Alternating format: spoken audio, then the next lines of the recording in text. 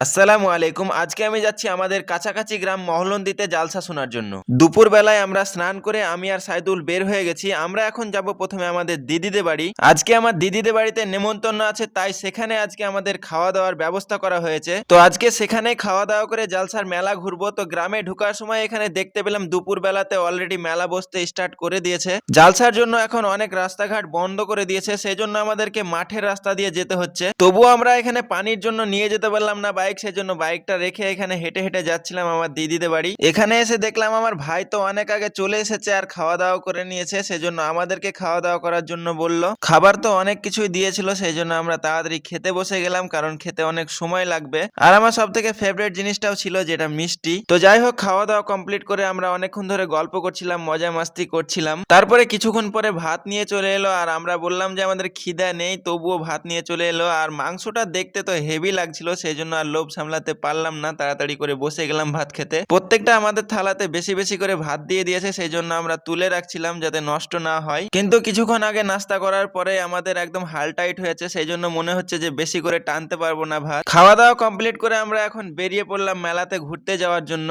Main রাস্তাতে অনেক বেশি ভিড়, সেজন্য আমরা পেছন দিয়ে ঘুরে যাচ্ছি মাঠে মাঠে, যাতে আমাদেরকে ভিড় দিয়ে হাঁটতে না হয়। ভাবছিলাম বাইক নিয়ে ঘুরে বেড়াবো, কিন্তু বাইক নিয়ে ঘুরতে আমাদের অনেক সমস্যা হবে এত ভিড়ের মধ্যে, সেই জন্য আমরা হেঁটে হেঁটেই ঘুরে বেড়াচ্ছিলাম। আর আপনারা এখানে যেটা দেখতে পাচ্ছেন, এখানে জালসাটা হচ্ছে, অনেক বক্তা এসেছে আর এখানে সমস্ত মানুষের জন্য খাওয়া দাওয়ার ব্যবস্থাও করা হয়েছে। তো যাই হোক, সেখান থেকে আমরা চলে আসলাম মেলার দিকে, যে কেমন মেলা বসেছে সেটাই দেখার জন্য। তো এসে দেখলাম অনেক মেলা বসেছে আর বাড়িতে অনেক বাচ্চা আছে, তাদের জন্য কিছু খেলনা নিব, সেই জন্য আমরা দেখছিলাম কিছু গাড়ি। বাড়ি থেকে বের হওয়ার সময় বাচ্চারা অনেক ডিমান্ড করেছে যে কেউ নিবে থার, কেউ নিবে ডাম্পার।